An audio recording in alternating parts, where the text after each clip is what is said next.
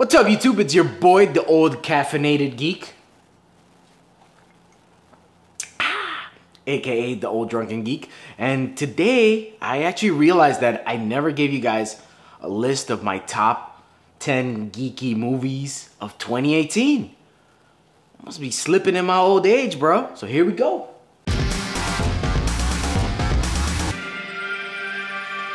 So, before I start my top 10, I want to give a couple of honorable mentions of movies that I liked, but just didn't quite make the list for either this, that, or the other. My first one is A Quiet Place, which is a horror movie. If you guys have been watching me for a while, you know that I like horror or whatever. I'm not like a huge horror fan. So I didn't include it because I didn't feel like it was a completely geek movie, but I did like the movie itself. So just thought I'd give her a nice honorable mention. And another one that I don't feel belonged in this list particularly, but I did like and I really enjoyed it, was Ralph Wrecks the Internet, or Ralph Breaks the Internet, the sequel to Wreck-It Ralph. I thought that movie was really cool. It had a lot of heart, just like the first one. It had a message about like the internet and like self-image and toxic friendships, a lot of stuff.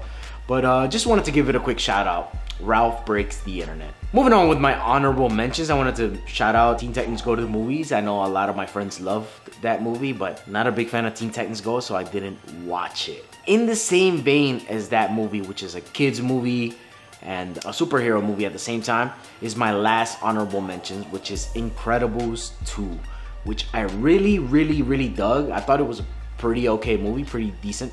It was a lot like the first one though, and that's what kind of like, the reason that it's not on my list. It like got knocked out by our number 10. I thought it was a lot like the first one, retreaded a lot of the same road and told a lot of the same story in a way. So it's cool for people who had never watched The Incredibles, and like it's cool to kind of like dip us back into that world, and hopefully they get more sequels where they move the story along and the characters along a little bit more. So my number 10 pick is Ready Player One, Steven Spielberg's Ready Player One, which has really cool visuals, pretty good action beats and story beats. It lacked a little bit because it hinged mostly on nostalgia. It counted on your nostalgia for a lot of these properties. Be like, oh shit, that's a Gundam, that's the Iron Giant, fucking Battletoads, you know what I mean? And stuff like that. Whereas they could have put a little bit more effort into the story itself and into the characters and stuff like that. All in all though, it was a pretty good watch, and it takes my number 10. Moving on to my number 9 is the first installment of our run of Marvel movies. That's gonna be most of this list because, let's keep it real, Marvel's pretty much running the game right now. But my number 9 is Ant-Man and the Wasp. You know, as far as Marvel movies, it's not on the top tier of Marvel movies. It was pretty okay. It moved the story forward. Had enough action, had enough comedy. It underplayed the Scott character a little bit because he was so well equipped to handle situations in the first movie, and all of a sudden he's like a moron, like, oh, I don't know how to handle things. My number 8 pick is Aquaman, which could have easily been number 10. I'm just kidding. The movie was whatever. It was fun. It was a fun movie, but the only thing that puts it up this high is really the visuals. The visuals were really cool. Some of those action sequences were really cool. To be honest, Jason Momoa's Aquaman, he was charismatic enough to, you know, keep the plot moving and keep the story moving and keep you interested in the movie. But, you know, obviously I already reviewed this movie. This movie has a lot of flaws in the story. Some of the comedy doesn't quite stick. Some of the characters seem kind of hollow, but yeah, still made it to number 8, mostly on the visuals. My number 7 pick is Venom. Could have easily been number 1. Not really. The movie itself was not great in a way. Like, it was very bad. The script sucked. The visuals were just okay. But as a movie, as a product altogether, I can't say I have laughed that hard in a movie theater in a long time. And that's mainly because of Tom Hardy's performance. It was all over the place. He was so weird, and the hokiness of the movie compounded with his performance made it almost like a comedy movie. It was so fun to watch that it got up this high on my list. And yeah, better than Aquaman and Ant-Man and the Wasp, but you know, just because it had that venom and that momentum when he hit him and went up in him. So there you go. So my number 6 pick is one of my least favorite Star Wars movies, but it made it to number 6 on my list. And it is probably the last one of these this movie was just fun movies on my list, because prior to this, they've all been just like kind of like fun and just like let's put them in the list. But the real good movies start after this one, kids. My number 6 pick is Solo, a Star Wars story, which was a story nobody really asked for, nobody really needed. Like, I didn't need to know how he got his name and his blaster. It was okay for a Star Wars movie, you know, as far as the levels of Star Wars movies go. It's pretty okay. It was pretty entertaining. Gave me some of the things that I like in Star Wars, like you know, the world building of the droids and the ships and the vehicles and stuff like that. So in that sense, it was pretty cool. The story itself is just kind of like they just hit the story beats that they need to, and you just something you would have guessed would have happened. And some of the things that were monumental for what you thought, like the Kessel Run, ended up being not quite as cool as you might have imagined it. That's a problem with this movie.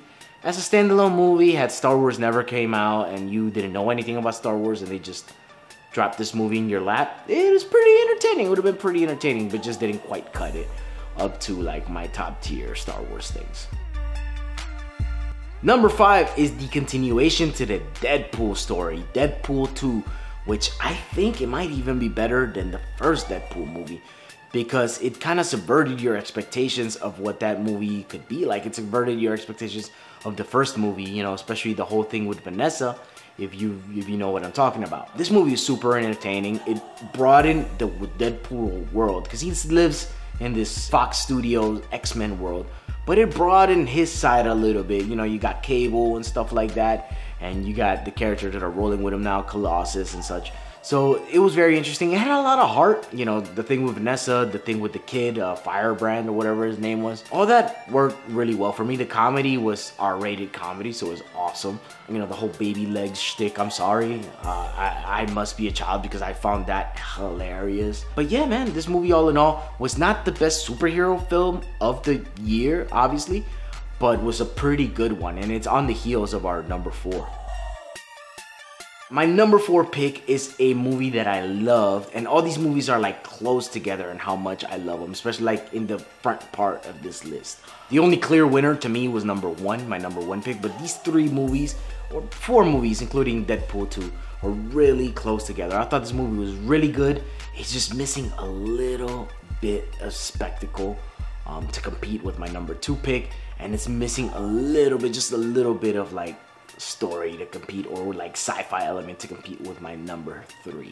And the movie is Black Panther. I love Black Panther. I love the technology of it, the set design for Wakanda and stuff like that. Their costumes, everything was cool. The world of Wakanda was cool. The story was dope. It's one of the best, if not the best, Marvel villain we've seen. And yeah, man, the movie was really good. The action was good. The whole spy thing was good. It was just, to me, missing a little bit more spectacle or story. It just needed one more thing to just like make it number 1. But didn't quite have that. To me, the last fight with Killmonger on that vibranium train thing, the CG looked a little wonky, so just didn't quite clear it, but still one of my top picks and a great fucking movie. My number 3 is gonna be a controversial ass fucking pick, but it's a movie that I loved because it's deep, deep sci-fi. Really heady sci-fi, real weird. It is beautiful visuals, but the spectacle in a way is not like, there's no action really, like not a lot of action that's crazy like that. But the visuals were really, really beautiful, and the concept was really kind of weird to wrap your head around. That's what sci-fi movies, in my opinion, are supposed to do. And the movie is Annihilation. I reviewed this movie all the way in the beginning of the year when it came out, I believe in January. It's been over a year since I reviewed it, but doesn't change the fact that I love this fucking movie. I was not able to catch it on when it was released on Netflix. It's just on there for like a fucking week and then I couldn't find it anymore. I think it might be on Hulu, so I might watch it again, but I watched it in the theaters and I wanted to watch it again, I just didn't get the chance. But it's such a fucking beautiful movie and the story is really heartfelt. A lot of really relatively big names, big actors doing their, doing really good acting.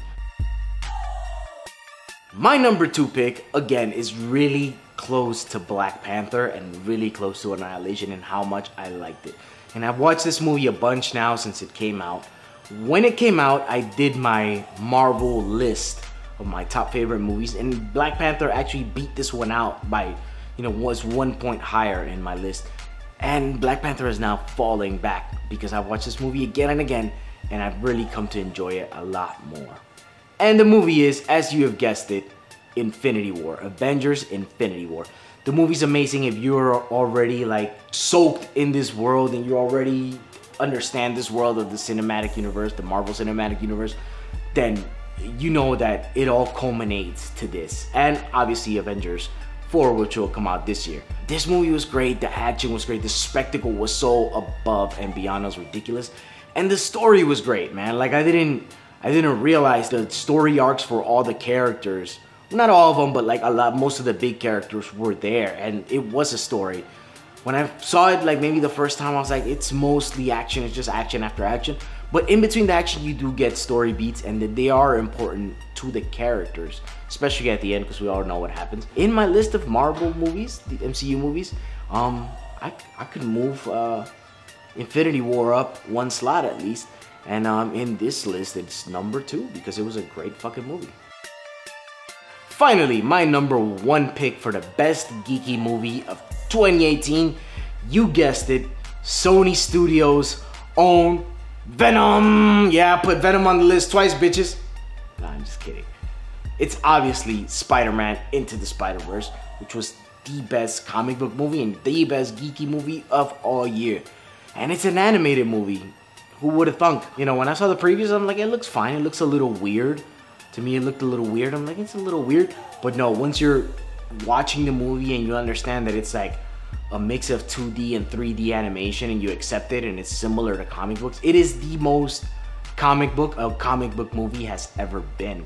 Like, it looks like it's got thought bubbles and panels and stuff like that. The colors are vibrant. The animation, like I just said, is beautiful, beautiful, beautiful. It introduces you into like a nerdier, deeper understanding of Spider-Man and his character as far as like his Spider-Verse and things like that. It goes really nerdy and it gives you a new Spider-Man that you don't know, while at the same time giving you all the classic Spider-Man things that you love.